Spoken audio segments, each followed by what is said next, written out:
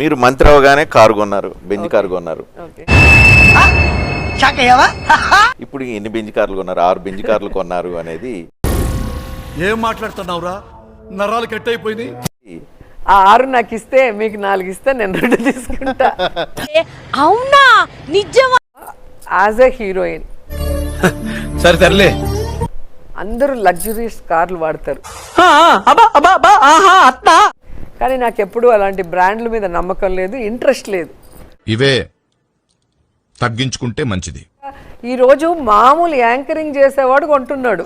ఏంటి బ్రో అంత మాట అన్నావు నన్ను? బెంజ్ కారు కొన్నారు, బాగానే ఉంది. బెంజ్ కారు వెళ్ళటానికి ఆంధ్రప్రదేశ్ లో రోడ్లు అయితే బాగలేదు అని అంటే. రోడ్స్ మీరు చూడండి, ఎక్కడికి వస్తారు, ఏ జిల్లాకు వస్తారు నేను చూపిస్తాను. 4.5 years కి మేము ఖర్చు పెట్టింది 42,236 డబుల్ ఖర్చు పెట్టారా? డబుల్ ఖర్చు పెట్టారు. రోడ్లు ఇవన్నీ 42,000 కోట్ల రూపాయలు రోడ్లు ఎక్కడేశారు తెలీదు, గుర్తులేదు, మర్చిపోయా. ఆ డబ్బులన్నీ తీసుకెళ్లి సంక్షేమానికి డైవర్ట్ చేశారు అని డౌట్ పడేవాళ్ళు. రండి, మీరన్నా రండి, పవన్ కళ్యాణ్ అన్న రమ్మనండి, అంటే అది అన్ని చూపిస్తాను రండి.